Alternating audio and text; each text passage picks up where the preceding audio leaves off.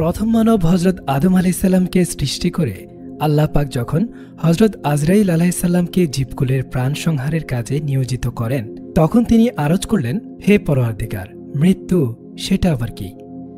আল্লাহ পাক তখন মৃত্যুকে শত আবরণ থেকে উন্মুক্ত হতে এবং ফেরেশতা কুলকে মৃত্যুর দিকে তাকাতে বললেন।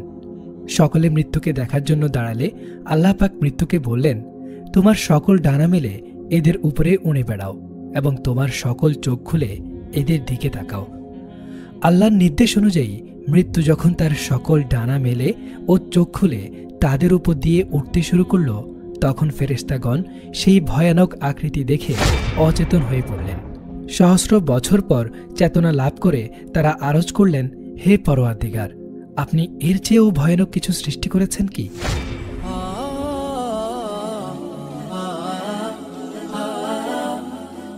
আল্লাহ তাআলা মৃত্যু সৃষ্টি করে শত আবরণের ভেতর অদৃশ্য করে রাখেন। নভমণ্ডল ও ভূমণ্ডল অপেক্ষা বিশালাকার করে তার আকৃতি গঠন করেন, যা ৭০টি জিনজির দিয়ে আবদ্ধ করে রাখেন। প্রতিটি শৃঙ্খল প্রায় সহস্র বছরের রাস্তার সমপরিমাণ দীর্ঘ।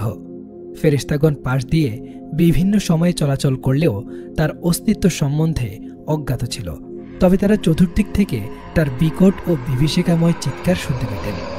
মৃত্যু নিয়ে আল্লাহ তাআলা বলেন, এটা আমারই সৃষ্টি, স্বয়ং আমি এর চেয়েও সুমহান গৌরবান্বিত। প্রতিটি প্রাণীকেই মৃত্যুর স্বাদ গ্রহণ করতে হবে। অনন্তর আল্লাহ পাক হজরত আজরাইল আলাইহিসসালামকে বললেন, প্রাণীকুলের প্রাণ সংহার করার জন্য তোমাকে নিয়োজিত করলাম। হজরত আজরাইল আলাইহিসসালাম আরজ করলেন, হে প্রভু, এ তো আমার পক্ষে অসম্ভব ব্যাপার, কারণ মৃত্যু আমার চেয়েও অধিক শক্তিশালী। তখন আল্লাহ তাআলা তাকে অধিক শক্তিশালী করে মৃত্যুকে তার নিয়ন্ত্রণাধীন করে দেন। অতঃপর মৃত্যু নিবেদন করল যে, হে আল্লাহ, একবার আমাকে উচ্চস্বরে কিছু বলার অনুমতি দিন। আল্লাহ তাআলা অনুমতি দিলে সে উচ্চস্বরে বলল, ও হে প্রাণীকুল, আমি সেই মৃত্যু যে বন্ধুবান্ধব, পিতামাতা, ভাই বোন, স্বামী স্ত্রীর মাঝে বিচ্ছেদ ঘটায়, ঘর বাড়ি ইমারত বিরান করে ধ্বংসস্তূপে পরিণত করে। তোমরা গগনচুম্বী অট্টালিকায় অবস্থান করলেও আমি তোমাদের নিকট পৌঁছাব। সবাইকেই আমার স্বাদ নিতে হবে। মানুষের অন্তিম মুহূর্ত ঘনিয়ে এলে মৃত্যু বিকট মূর্তি ধারণ করে উপস্থিত হয়। মৃত্যু পথযাত্রী সেই বিকট আকৃতি দেখে বলে, কে তুমি, কি চাও? প্রত্যুত্তরে মৃত্যু বলে, আমি মৃত্যু, আমি তোমাকে দুনিয়া থেকে বিদায় করব, তোমার সন্তানদেরকে অনাথ ইয়াতিম করব, তোমার স্ত্রীকে বিধবা করব, যারা তোমাকে এবং তুমি যাদেরকে পছন্দ করনি সে সকল উত্তরাধিকারদের মধ্যে তোমার ধন দৌলত বন্টন করব। তোমার নেক আমল আজ তোমার সঙ্গী, তাছাড়া আর কিছুই তোমার কোনো উপকার করতে সক্ষম হবে না। এই কথা শুনে সে ব্যক্তি অন্যদিকে মুখ ফিরিয়ে নেবে, কিন্তু সেদিকেও মৃত্যুকেই দেখতে পাবে। তা দেখে মৃত্যু বলবে, ওহে, তুমি কি ভুলে গেছ? আমি মৃত্যু, যে তোমার সামনে থেকে তোমার পিতামাতাকে কেড়ে নিয়েছি। তুমি তাদেরকে কোনোভাবেই ধরে রাখতে পারোনি। পুনরায় আজ আমি তোমার রূহ তোমার সন্তানদের সামনে থেকে ছিনিয়ে নেব।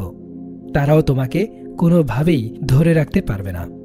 অত্যন্ত শক্তিশালী জাতিও আমার হাতে ধ্বংসপ্রাপ্ত হয়েছে। আল্লাহ সুবহানাহু তাআলা মালাকুল আরহাম নামক এক শ্রেণীর ফেরেশতা সৃষ্টি করে রেখেছেন। এরা শিশু মাতৃগর্ভে থাকাকালীন তার মৃত্যুস্থানের মাটি তার রক্ত মাংসের সাথে মিশিয়ে দেন। ফলে জন্মের পর মানুষ যেখানে সেখানে ঘুরে বেড়ালেও মৃত্যুর পূর্বক্ষণে রক্ত মাংসের সাথে মেশানো মাটি যে স্থান থেকে নেওয়া হয়েছিল সেখানে এসে উপস্থিত হয় এবং সেখানে তার ইহলীলা সাঙ্গ হয়।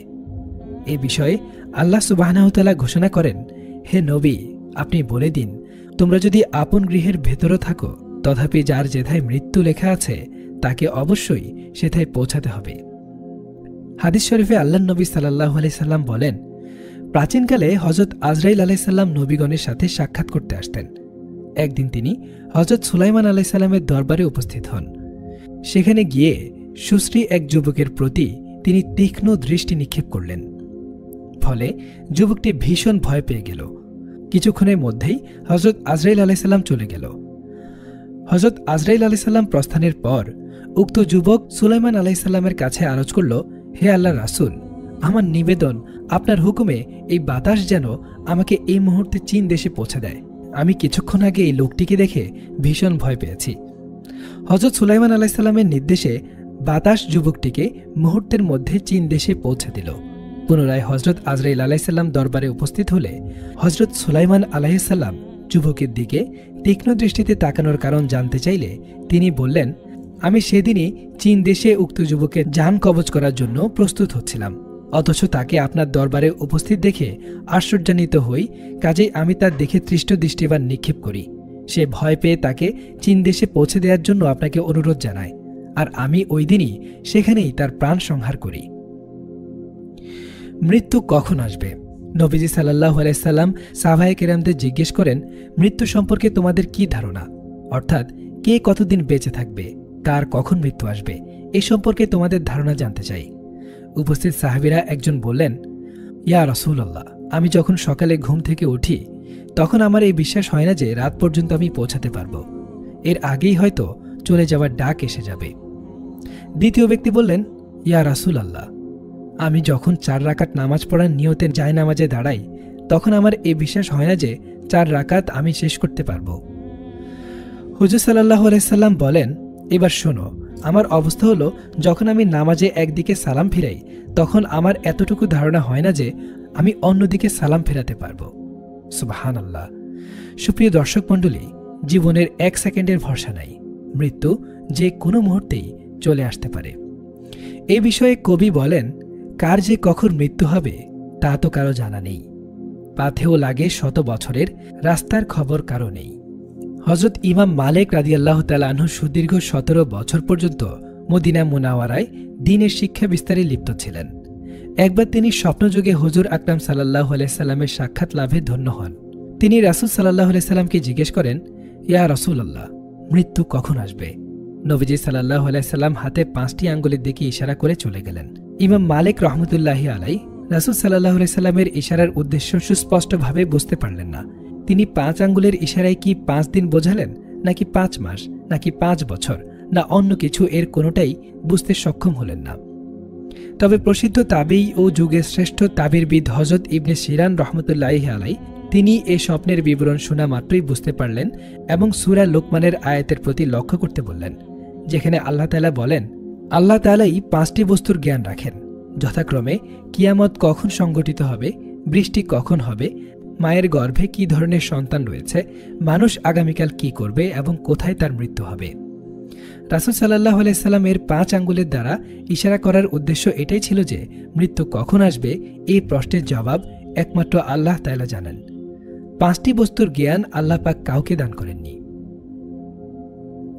আল্লাহ সুবহানাহু ওয়া তাআলা আমাদের সবাইকে উত্তম মৃত্যু এবং ঈমানের সহিত মৃত্যু দান করুক। আমিন।